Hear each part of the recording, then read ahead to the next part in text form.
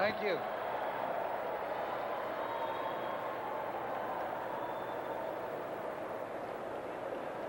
The fabric of this country is made up with such a rich diversity of threads from all over this great land of ours that we really need to pause and ponder the strength that lies in each of our cities. For we are a nation under God indivisible, but we're a nation of many parts, and no two are exactly the same. No two cities are carbon copies, one of the other. They're not computer printouts. America's cities reflect the pulse beat of our country, and it takes exceptional leaders to run our cities. They have to be innovative, they have to be accessible, they have to try to craft locally, there where the rubber meets the road, the kinds of solutions that'll make things work where people live. In every respect, the man whom I am now about to introduce qualifies as an outstanding exemplar of local leadership, thoughtful, progressive, innovative. And so it is a pleasure for me to present the mayor of the great city of St. Paul, the Honorable George Latimer. Thank you very much. Thank you very much, Mr. Speaker. Minnesota, Fritz Mondale in Minnesota, we're going to do it this time, and the nation will be with us, Fritz. Ladies and gentlemen, as one mayor in this great country, it is my greatest honor to introduce one of our great mayors, but more than that, one of our great Americans, and the mayor of the host city of Atlanta, Georgia. The whole world knows that Andrew Young marched with Dr. Martin Luther King and carried on when he fell. That Andrew Young was the first black in the 20th century elected to the United States Congress from Georgia. That as ambassador to the UN, he opened the doors of America to the third world nations. But as a mayor, I have watched with wonder as Andrew Young has forged new partnerships here in Atlanta and between Atlanta and the rest of the world. With $52 billion worth of new investment and with new jobs for 50,000 Atlantans, this man has led the way for the nation's recovery. With a good heart and with a brilliant mind, this minister of the people has shown the world what can truly happen in a city too busy to hate. Fellow Democrats, I present to you with great pride and with great hope for Atlanta, for Georgia, for America, Mayor Andrew Young of Atlanta.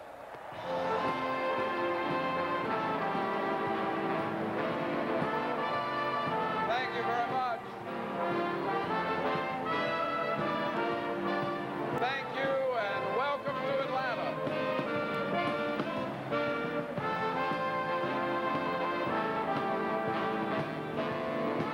God bless you. Atlanta loves you. America loves you, and the world is proud of us coming together on an occasion such as this. We've been a long time getting ready for this convention. We started way back with Franklin Roosevelt. We started putting together the rivers and the streams and making the Great Lakes that you flew over under the Tennessee Valley Authority as part of the New Deal. We continued under Harry Truman as a GI Bill brought back America's young men and involved them in our 29 colleges and universities. We watched under Harry Truman as a Marshall Plan allowed Coca-Cola and RJR Nabisco and Lockheed and Georgia Pacific to become truly multinational and global companies. We saw our great President John F. Kennedy challenge us as a Southland to begin to work together, and as Martin Luther King and John Kennedy forged a coalition of conscience that led to the sacrifice of them both in behalf of the ideals and privileges that we now enjoy. And then we watched as Lyndon Johnson, the last vice president that we nominated from this convention from Texas, and we watched Lyndon Johnson work together with a congressman from Harlem, Adam Clayton Powell, and forge for America, North and South together, a great society. A society that gave us a full-fledged public school system, and a society that gave us the opportunity to train teachers and doctors and lawyers and engineers that have helped make this a great Southland. And so now, following the administration of Jimmy Carter and our working together as a state, pulling people together, black and white, rich and poor, we finally find ourselves ready to host this great convention. And so, when Governor Joe Frank Harris and Chairman John Henry Anderson and Speaker Tom Murphy and the Chamber of Commerce and Michael Lomax, our Fulton County Commissioner, and all of the people of the state of Georgia decided to invite you to come to our city to host this convention, it was one of our ways of saying thank you to the Democratic Party for all that you have done for Atlanta, for Georgia, and for the Southland. And we want you to know that we have learned the lessons of the Democratic Party, that we are able to work together, that in spite of the fact that Governor Joe Frank Harris is a proud conservative in the Georgia tradition, and I am equally proud as part of the liberal Georgia tradition, that we have worked together to bring this state together, to have this convention in the kind of situation that we have presented to you these last few days. But all of the work is not done. We need to elect another Democratic president. We will need a Democratic president along with a Democratic Senate and a Democratic House to work with Democratic governors and mayors. And we need you to help us deal with the problem of homelessness. We need you to help us stop the flow of drugs into our communities. We need you and the Democratic Party to pull together a global economy that makes it possible for those Georgia and Southern corporations and all of the American corporations to export their goods and services and end the exportation of jobs. We need a Democratic president to put together the kind of foreign policy that would mean that Nelson Mandela in South Africa would never have to have another birthday in jail. And as we come together as a party, and as we put first and foremost the election of a Democratic president by all of the elements of the Democratic Party, we will then fulfill much of the promise, much of the opportunity, and much of the hope for which Democratic leaders have given their lives. We're here at a time that we reflect 20 years ago after the death of Martin Luther King and Robert Kennedy. And America's hopes and dreams were seemingly crushed out with the assassination of those two marvelous young men. And yet we have managed to maintain the course.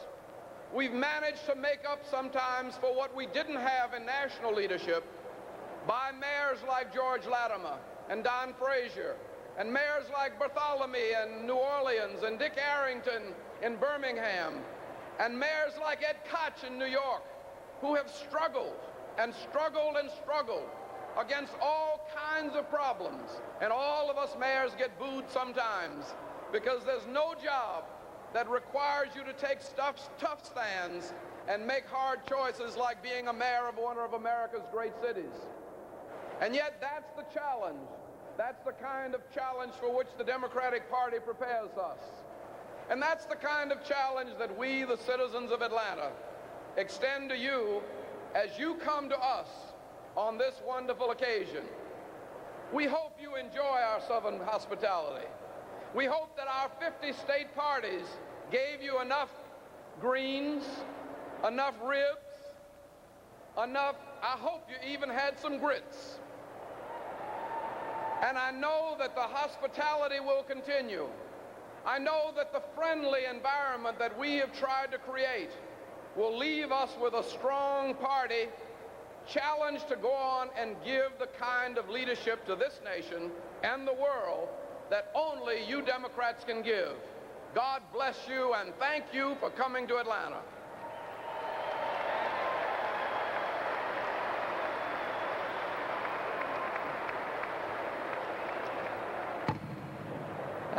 Our next speaker is from Northern California, where she has developed a solid record. In the House, Congresswoman Barbara Boxer has shown great leadership on the House Armed Services Committee. She also is active in issues affecting children and families. She's somebody in whom we Democrats can take real pride.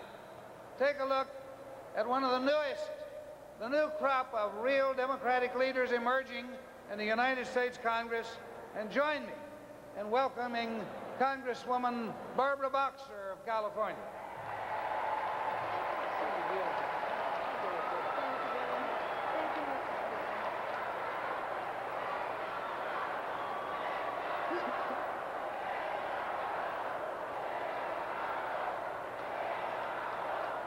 Hello, California.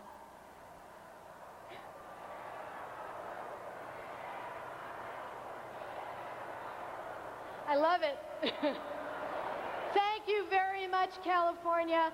We're going to get our ocean sanctuary, and the next Democratic president is going to save our coast.